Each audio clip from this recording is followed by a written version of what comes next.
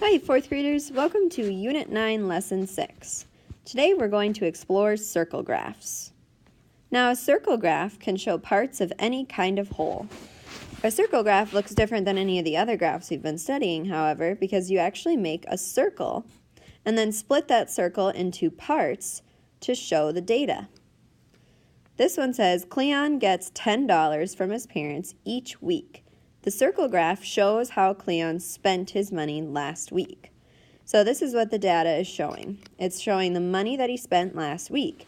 It doesn't tell me the amounts, but you can tell how much he's spending compared to other items by looking at the different parts on our graph. So now we're going to use some questions to look at this data. What do the sizes of the parts of the circle tell about how Cleon spent his money? Well, first you can tell that he spends the most of his money on school lunches. So I'm just going to say most. We don't know amounts. It doesn't tell us that. But you can tell that most of his money is spent on school lunches. Now, how do I know that? Well, if you look at that circle graph, you can tell that school lunches is the largest part of our circle graph. Therefore, you know he spent the most money. Then he spent, I would say, the next bit on entertainment, which I'm assuming would be like video games or movies or something like that. And then half of the circle you can see here, he spent on both snacks and entertainment. So coming in first, he spends the most on school lunches, then entertainment, and then snacks. On what did Cleon spend the most money? On what did he spend the least money? How do you know? All right, well, the most money, like I said before, was spent on school lunches. I know it's the most because it's the largest part of the graph. The least amount of money he spent was on other, so whatever that might be. And I know it's the least amount that he spent because it is the smallest portion or fraction of our graph, which tells me that he's spending the least amount of money on this other category. So now we're going to use a circle graph to actually compare. So the circle graph to the right shows how Cleon spent his $10 this week. So we have the graph from before, which was the money he spent last week, and then we have the money spent for this week. Now, what is the whole for both circle graphs? Now remember, they've told us that. The whole is how much he's spending, which is $10 per week. So the whole would be $10. Next question. How much did Cleon spend this week on school lunches, on snacks, and on other? So if you look at school lunches and other, I notice that they, along with snacks and entertainment here, take up half of the circle. So if you think about half of 10, and remember, another way to take half of something is to divide by 2. So half of this graph would be 10 divided by 2, which equals $5. So that means this portion of the graph is equivalent to $5, just like this bottom half is equivalent to $5. So now I could probably figure out how much he spent on school lunches.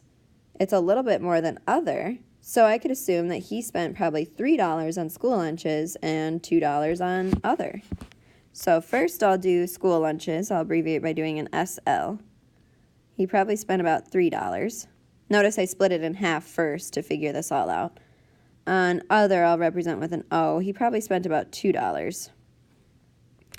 Then if we're looking at snacks here, entertainment and snacks together take up half the circle. That's how I know it's $5 together. But separately, I'm guessing entertainment he probably spent $4 and snacks probably only $1. Which would make sense because do you notice how other is probably $2 and snacks is about half of that?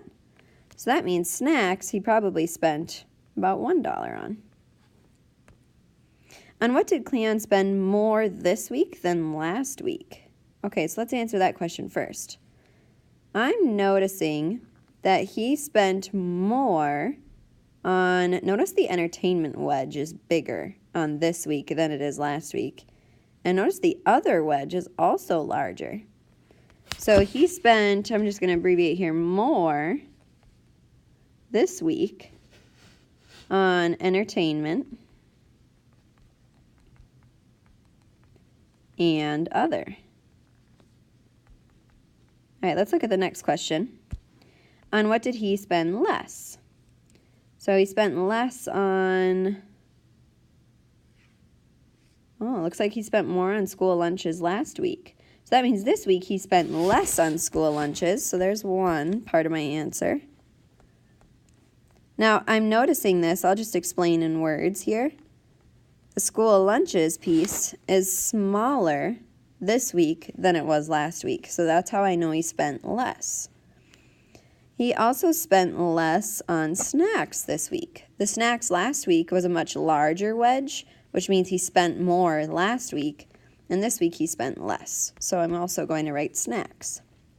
So he spent less on food this week. Now, the way we could tell is by comparing these graphs and checking out the size comparison. How much could Cleon have spent on a computer game this week? So if he bought just the one computer game, that would go in the entertainment section. So if he just bought one computer game, it's possible that that one computer game cost his whole budget, so maybe $4. Remember, half this circle would be $5. So when you split up $5 into these wedges, it's probably $4 and $1. So he could have spent about $4 on that one computer game. Which, if you think about it, that's super cheap. I want to know where he shops. All right, kiddos, so now it's your turn to take a look at my circle graph, which is Mrs. Torseth's Sunday. So you'll notice that I have all of these different wedges representing different things. So reading, eating, my dogs, so taking them for a walk. Ooh, a nap. That was nice. And lesson plans. Getting ready to teach you, kiddos. Which two activities occupy half of Mrs. Torseth's Sunday? Okay, so you're going to see two activities here that take up half of my time, which means it would take up half of the graph. Then answer the next question. What activity takes up most of her time on Sunday? Once you've answered these questions, you've finished analyzing this circle graph.